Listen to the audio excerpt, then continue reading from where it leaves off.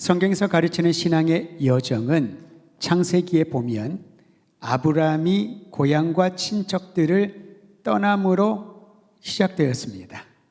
신앙의 여정은 하나님 행하신 위대한 일을 기대하는 마음은 자기에게 익숙한 환경에서 떠남으로부터 시작되었다는 것이지요.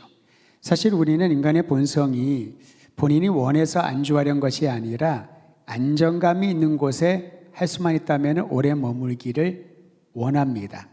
간혹 어떤 분들은 그것을 참지 못해서 자꾸 새로운 곳으로 모험을 하는 분들도 있지만은 그래도 인간의 기본적인 본성은 할 수만 있다면 다리 쭉 펴고 잘 수 있는, 아무런 문제가 없는, 아무 걱정이 없는 환경이 있다면은 거기에 조금 더 머물러 있고 싶어 하지요.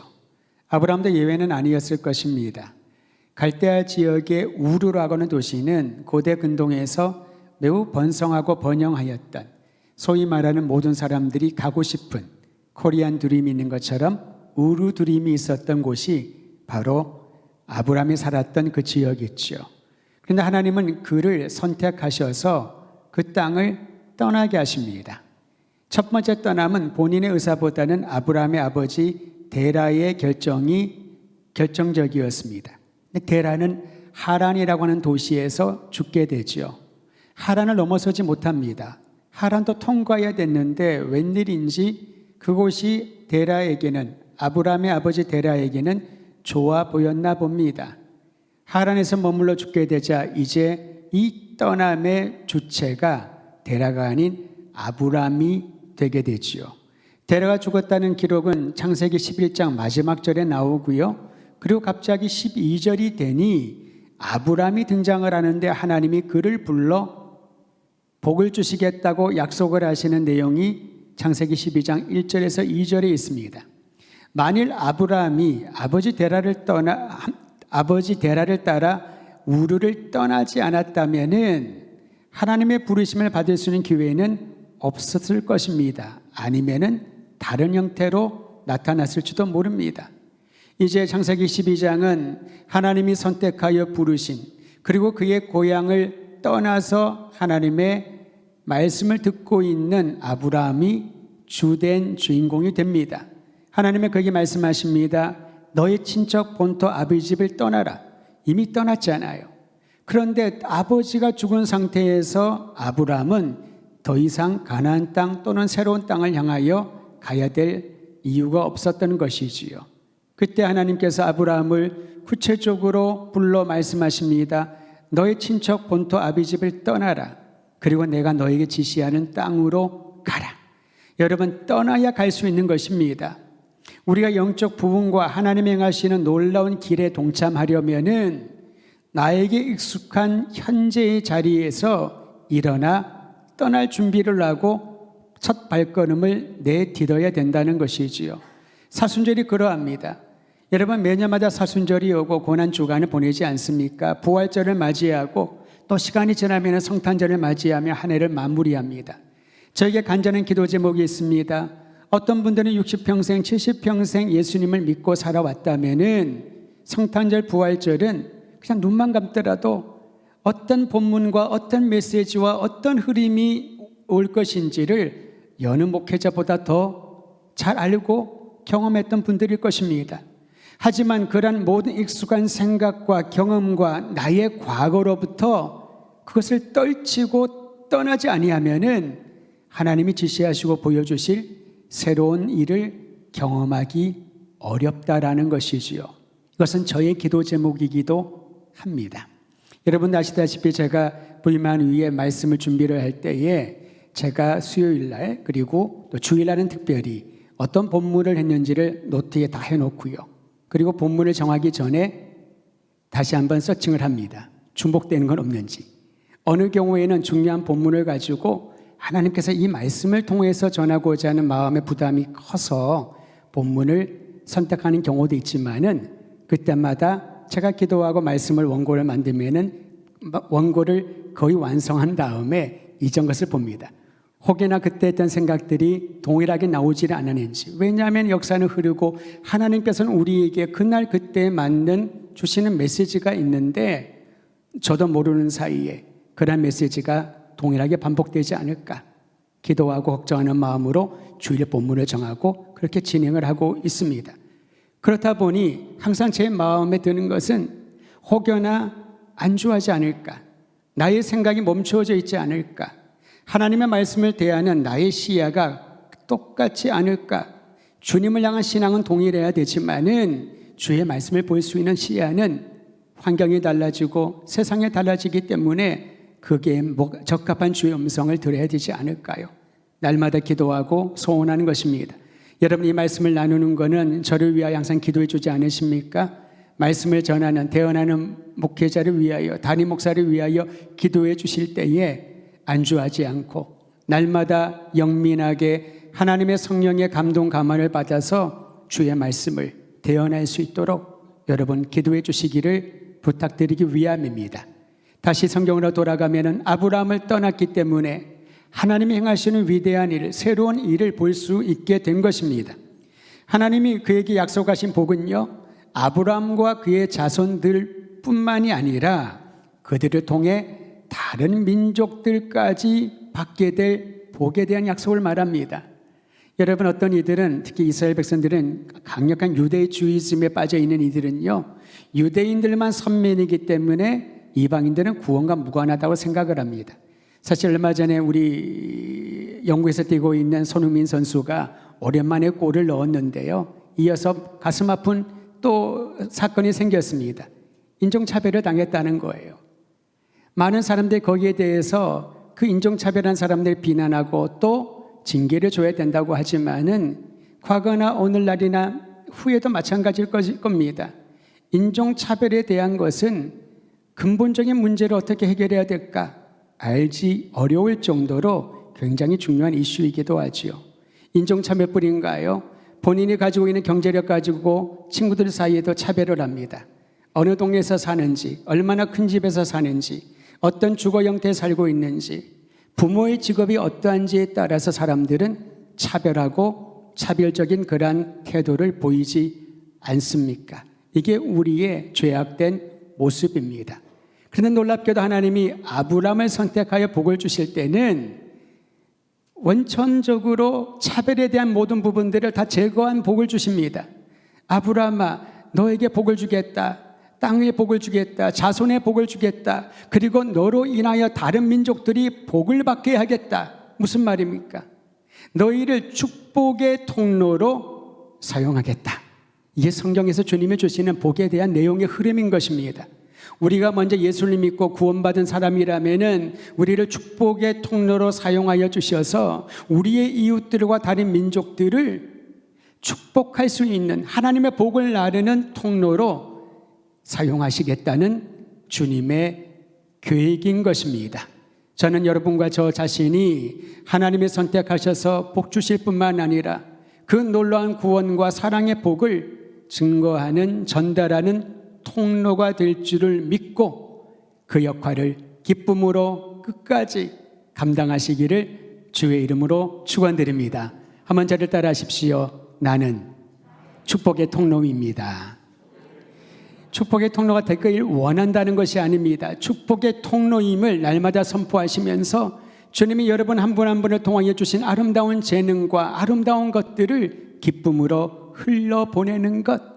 기독교의 사랑은 여러분 흘려보내는 것입니다. 상류의 물이 중류를 통하여 하류를 통하여 바다에 갔을 때 나중에 기분이 좋지 않아서 바다에 흘러간 물을 되도록이질 않잖아요. 그냥 흘려보내는 것입니다. 이것이 성경이 말하는 사랑이요, 아브라함을 통하여 주신 복의 길인 것이지요. 아브라함은 인생 여정에서 하나님을 섬기며 사랑하면서 하나님이 주시는 복을 누렸습니다. 그런데 여러분, 아브라함이 누린 가장 큰 복이 뭘까요? 재산이었을까요? 정말 땅의 복이었을까요? 아브라함이 땅이 많기는 많았지요. 왜냐하면 조카와 함께 땅을 선정할 때 롯이 소할 땅을 보니까 기름지고 아주 괜찮은 땅이라서 그 땅을 선택을 했지요. 롯이 굉장히 안목이 있는 사람이었습니다. 실제로 그러했습니다. 반면에 아브라함은 땅에 대한 안목은 없었던 것처럼 보입니다. 안목이 있었다면 소할 땅을 선택했어야죠. 그런데 아브라함이 뭐라고 말합니까? 네가 먼저 선택하라. 그에게는 하나님께서 지시하는 곳을 가야 된다라고 하는 신앙의 기초가 있었기 때문이에요. 소할 땅을 롯이 선택하고 난 다음에 하나님이 아브라함에 나타나 말씀하지 않습니까? 눈을 들어 동서남북을 봐라. 네 발이 닿는 그곳에 다 너의 땅이 될 것이다. 여러분, 그러면 우리는 욕심을 가지고 저 끝까지 가서 깃발을 꽂아놓고 경계를 만들고 또 반대편을 가서 깃발을 꽂고 울타리를 만들고 여기 다 내 땅이라고, 내 자녀들에게, 내 후손들에게 물려줄 땅이라고 그러면서 하나님이 복 주셨다라고 말하지 않을까요? 아브라함은 그런 종류의 복을 최고의 복으로 여기지 않았습니다. 아브라함이 받았던 가장 큰 복은 평안이었습니다. 샬롬의 복이었습니다. 성경을 보면 아브라함이 샬롬의 복을 얼마나 누렸는지를 볼 수 있습니다. 샬롬의 복을 품고 사는 사람들은 누구든지 차별하지 않고 환대를 합니다. 오죽하면 부지 중에 하나님의 사자들을 환대하는 그런 특권을 누렸을까요? 제가 이번에 신방을 하면서 많은 것들을 경험을 하는데요. 몇몇 가정에 갔더니 우리 성도들이 문을 다 열어놓고 기다리셔요. 시간 약속을 했겠죠. 그래서 제가 들어가면서 그 의미를 알고 있습니다. 들어가면서 누가 들으면 어떡하려고 문을 열어놓고 계세요? 그러니까 목사님 오신다니까 문을 열어놨어요. 그러면서 이런 말을 합니다. 목사님이 오시는 게 마치 우리 주님이 오시는 것 같아서 너무 좋다고. 제가 몸둘 바를 두지 못하겠던 거예요. 그런데 그 마음을 제가 알겠다는 거지요. 목회자를 그렇게 존중하는 것입니다. 어느 집에 갔더니 우리 또 성도님이 그런 얘기를 해요. 우리 아이가 유치원 때 그런 얘기를 했다는 거예요. 그때 목사님이 신방한다 그러면은 예수님이 우리 집에 오시는 것 같다고, 하나님 우리 집에 오시는 거 맞지요? 어떻게 유치원생 그 아이가 지금은 장성했습니다마는 그런 얘기를 했을까? 이거는 신학적으로 맞다 아니다 그런 설명할 필요가 없는 거지요. 환대하고자 하는 겁니다. 주님을 맞이하듯이 성도들을 환대하고자 하는 그런 아름다운 마음. 아브라함이 그랬습니다. 그는 샬롬, 진정한 평안을 품고 살았기 때문에 누구든지 차별하지 않고 맞이하고 환대하고 대접을 했다는 것이지요. 또한 샬롬을 가졌던 아브라함은 정의를 위해 행동하며 어떠한 위협도 두려워하지 아니하는 담대함을 갖게 됩니다. 샬롬을 품고 사는 이들은 탐욕이란 불안이 없습니다. 그러니까 롯에게 선택권을 먼저 줬겠지요. 또한 자기 집착에 빠지지 않습니다. 의외로 사람들이 자기 집착증에 빠져 있는 사람들이 참 많이 있습니다. 내가 생각하는 것, 내가 원하는 것, 내가 옳다고 여기는 신념이 막히면은 견디지를 못하지요. 자기 집착증입니다. 물론 그것이 옳을 때도 있습니다. 그러나 정말 샬롬을 품고 정의를 말하는 사람은 한 발자국 뒷걸음쳐서 전체를 볼 수 있는, 불의를 말하는 사람들까지도 그 마음을 어루만지고 그 사람을 돌이키게 할 수 있는 그러한 담력과 통찰력을 갖게 되는 것입니다. 아브라함은 자기밖에 모르는 조카 롯을 사랑하였고 관용을 베풀었지요. 소돔에 거하던 조카 롯이 부족들 사이의 전쟁에 끼어서 어려움을 겪게 됩니다. 여러 왕들이 연합하여 싸울 때에 롯은 그 사이에 끼어가지고 어려움을 겪게 됐을 때 아브라함이 어떻게 했습니까? 자기 집에 있던 군사 318명을 데리고 싸우러 나갔는데요. 그때 아브라함의 나이가 최소한 80은 넘었을 것입니다. 거의 90에 가까운 노인이었을 거예요. 아무리 정력이 있고 힘이 있다 하더라도 그 고령의 노인이 군사들을 이끌고 조카 롯을, 배은망덕하고 자기밖에 모르는 롯을 구출하겠다고 이렇게 전투에 나갔다는 것. 그의 마음에는 그 영혼을 불쌍히 여기는, 긍휼히 여기는 마음이 있었기 때문에 그렇습니다. 샬롬이 있었기 때문에 그런 것이지요. 소돔과 고모라의 죄악으로 하나님께서 심판하실 때 그는 하나님 앞에 엎드려 간절히 기도하지 않습니까? 여러분, 그것은 하나님과 딜을 한 것이 아닙니다. 하나님 이 땅을 심판하지 마소서. 50명만 있으면은, 40명만 있으면 계속 내려가면서 하나님 10명이라도 의인이 있으면은 이 땅을 심판하지 마소서. 하나님 앞에 그는 중보하며 기도했던 것이지요. 사실 그럴 필요가 없잖아요. 소돔과 고모라는 아브람과 아무 상관이 없는 도성이었습니다. 죄악에 관영하고 동성애가 만연하며 참으로 사람들을 사람답게 대하지 아니하는 없어져야 마땅할 그러한 성들이었지만 아브라함은 그 땅을 긍휼히 여겨 기도하며 중보했던 것이지요. 하나님의 샬롬을 누린 이들이 그러한 삶을 살게 되었던 것입니다. 사랑하는 성도 여러분, 아브라함이 이렇게 샬롬을 누리며 살았던 것처럼 오늘 우리가 읽은 본문 말씀에 보면은 힘들고 위험한 인생의 여정 가운데서도 굳건한 믿음을 가지고 걸어가라 라고 권면합니다. 시편 121편이 그러합니다. 심신이 지쳐 포기하고 싶을 때가 있지요. 여러분 얼마나 그런 순간들이 많으셨나요? 이거는 할 수가 없다, 이거는 더 이상 나의 한계를 넘어섰다 라고 여기는 분들이 있을 것입니다.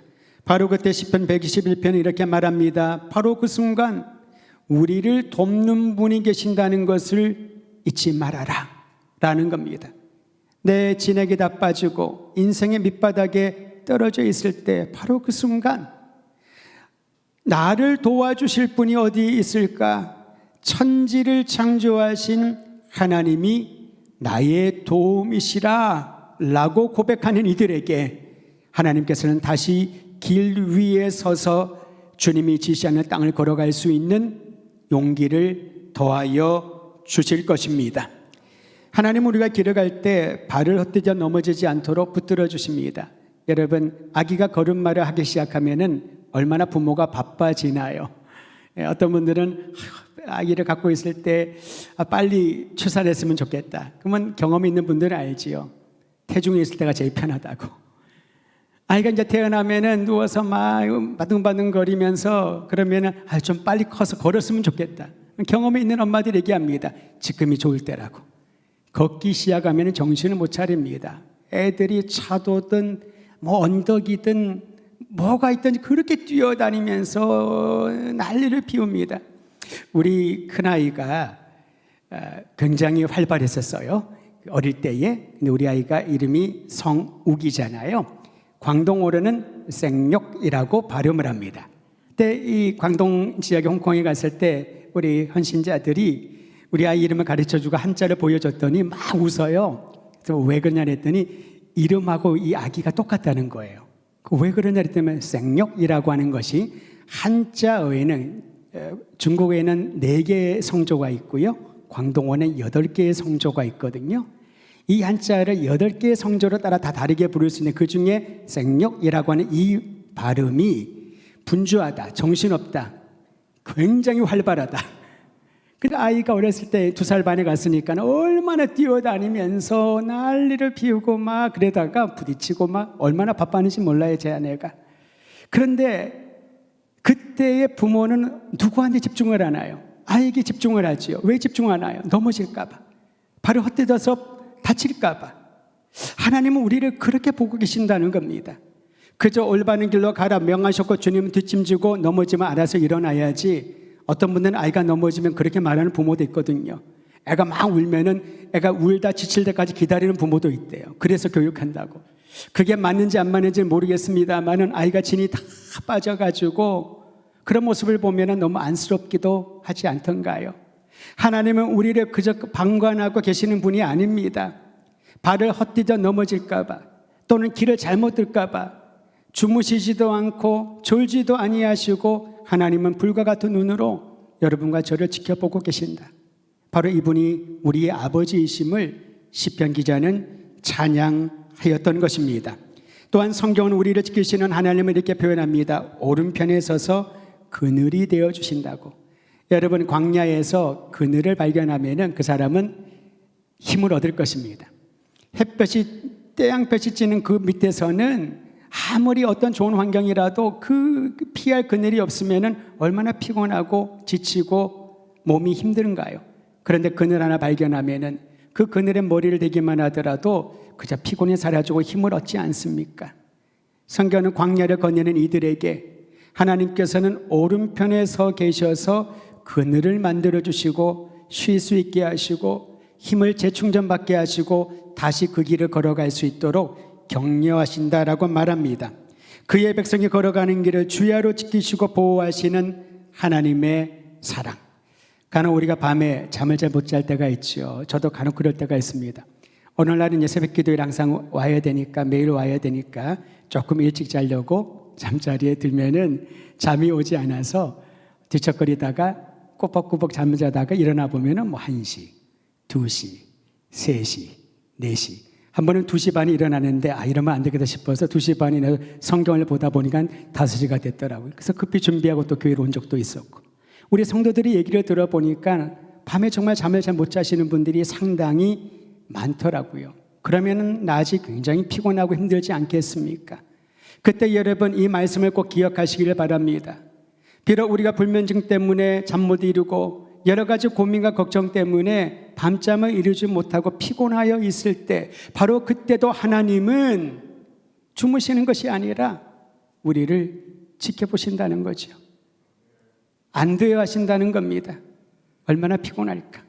얼마나 고민이 되었으면 잠을 못 잘까?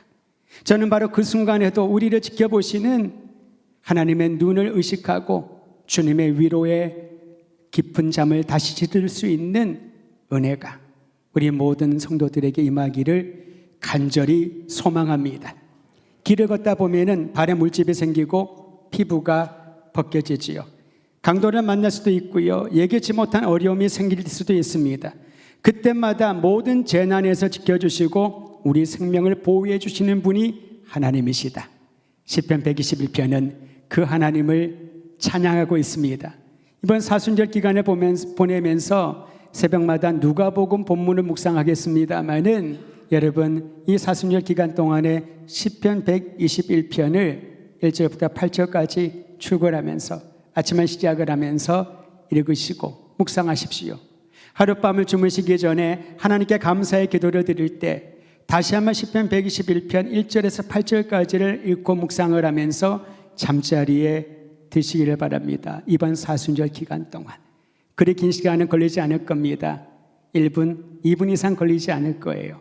하지만 하나님이 어떤 분이신지를, 우리가 이 인생의 여정을 걸어갈 때 아브라함을 지키시고 그에게 샬롬의 최고의 복을 주신 하나님께서 우리 성도들에게 참된 평안의 복, 샬롬을 도하여 주실 줄 믿고 이 기간을 보내시기를 바랍니다. 시편 기자는 하나님의 보호하심을 확고하게 선포합니다. 오늘 본문 마지막 절 8절 말씀을 제가 세번역 성경으로 다시 한번 읽어드립니다. 여러분 눈으로는 여러분의 성경책을 보시고 귀로는 제가 읽어드리는 세번역 성경을 들어보십시오. 주님께서는 네가 나갈 때나 들어올 때나 이제부터 영원까지 지켜주실 것이다. 나가든지 들어오든지 어디에 가든지, 집에 들어가든지 집을 나오든지 일터로 들어가든지 일터에서 일을 마치고 그 공간을 떠나든지 어디에 있든지 이제부터 지금까지 영원까지 하나님이 지켜주십니다. 이 약속을 꼭 마음에 새기시기를 바랍니다. 산티아고 순례의 길이라고 여러분 들어보셨습니까? 많은 분들이 이 길을 걸어가는데 사실 저는 그렇게 걷는 것을 즐기는 편은 아니었습니다. 근데 가끔 그런 생각이 들더라고요. 만일 기회가 주어진다면은 다 걷지는 못하더라도 부분적으로 한번 걸어볼까라는 생각이 들기도 합니다. 산티아고 순례의 길은 여러분 스페인으로부터 시작하여 프랑스 접경까지 이르는 길인데요, 기독교인들에게 순례의 길이라고 합니다. 그 종착역은 스페인의 한 성입니다. 그 성에 보면은 야고보, 세인트 야고보의 성 야고보의 무덤이 있는 스페인 북서쪽 도시 산티아고 데 콤포스텔라라고 하는 그런 길인데, 그 길이요 프랑스에서 시작해서 스페인까지 가는 길이 800km가 정도 된다고 합니다. 이 길을 걸어가면서 구간들은 있는데 순례의 길, 예수님이 걸어가신 그 십자가의 길, 고난의 길, 그리스도인들이 걸어가야 될 신앙의 여정을 떠올리면서 사람들이 걸어간다는 거죠. 걷다 보면은 중간 코스에서 시작한 분들을 만날 수도 있겠고 세계 각국에서 온 사람들을 만나기도 한답니다. 이 800km를 완주하면은 상을 주는 것도 아니고요, 그 사람의 이름이 무슨 기록에 남는 것도 아닙니다. 그저 우리 주님이 우리를 구원하기 위하여 걸어가신, 주님도 얼마나 그 길이 고통스러웠으면은 하나님 앞에 이렇게 간구하지 않습니까? 아버지여, 할 수만 있다면 이 잔을 지나가게 하소서. 그 많은 신앙의 여정이 항상 춤추며 즐겁고 행복하게 다닐 만한 그런 길이 아니라는 겁니다. 그리스도인으로서 이 땅에 살아가는 그 길이 항상 우리가 생각하는 것처럼 은혜 충만하고 감격하고 아름다운 것들만 차고 넘치는 길이 아니라는 거지요. 오히려 예수님이 걸어가신 그 길은 조롱받은 길이었습니다. 침뱉음을 당하는 길이었고요, 채찍을 맞는 길이었고, 어느 누구도 함께 걸어가기를 거절했던 그러한 시련의 길이 예수님이 걸어가신 길이랍니다. 우리는 예수님이 나를 따르라 말씀하신 것을 제자도의 변함없는 부름이라고 알고 있지 않습니까? 그러니 예수님이 불러주신 나를 따르라에 반응한 제자된 우리들은 어떤 길을 지금 걷기를 원하고 어떤 길 위에 서 있습니까? 정말 그 길이 십자가의 길인가요? 골고다의 길인가요? 정말 그 길이 어느 누구도 가길 원치 아니하는 그 길을 우리는 걸어가고 있나요? 저는 이번 사순절을 맞이하면서 다시 한번 우리 주 예수 그리스도의 은혜를 사모하는 성도들은 주님이 걸어가신 그 길, 주님이 우리에게 보여주신 그 십자가의 길을 기도하는 마음으로 그 길 위에 다시 서 올라가기를 간절히 소망합니다. 의지만으로 되면 얼마나 좋을까요? 나의 노력만으로 되면 얼마나 좋을까요? 이 길은 하나님의 은혜가 아니면은 감히 서 있지도 못하는, 걸어가지도 못하는 그러한 길이기에 우리는 오늘 이 밤에 주님의 은혜를 더하여 달라고 기도해야 할 것입니다. 여러분, 이번 사순절에도 우리 강단, 아랫강단 위에 십자가를 세우지 않았습니까? 이 십자가는 매끈한 십자가가 아닙니다. 아래 위로 옆으로도 곧게 뻗은 그런 십자가도 아닙니다. 사순절마다 이걸 세우다 보니까는 이제는 여러분, 얘도 여러 가지로 이 작업을 하는데, 세우는데 어려움이 있더라고요. 근데 저는 오히려 더 은혜가 됩니다. 예수님이 달리신 십자가는 저주의 상징인 줄 알지만 분명한 것은 보기도 싫을 만큼 거칠고 흉악스럽고 참혹해 보이는 그러한 모양을 가지고 있었고 그러한 재질이었을 것입니다. 교회가 안정되어 가면서 많은 기독교인들이 생기면서 우리는 다양한 종류의 십자가를 만들어 왔습니다. 그러나 예수님이 달리신 십자가는 우리의 눈길을 주기에는 너무나도 소름 끼치고 너무나도 두렵고 너무나도 위협감을 주는 그런 십자가 아니었습니까? 이제 그 길을, 주님이 걸어가신 그 길을 우리도 따르겠다라고 결단하며 나아가는 사람들에게, 그 사람을 통하여 하나님이 아브라함을 통하여 모든 민족에게 복을 주신 것처럼 주님의 길을 따르는 그 사람을 통하여 십자가의 은혜, 구속의 은총을 흘러가게 하실 겁니다. 오늘 그런 마음으로 통성을 함께 기도했으면 좋겠습니다. 십자가의 길, 고난의 길에 다시 서서 하나님이 주신 은혜로 주님과 함께 한 걸음 한 걸음, 그리고 또 한 걸음 내딜 수 있도록 주님 우리를 능력으로 더해달라고 기도하십시다.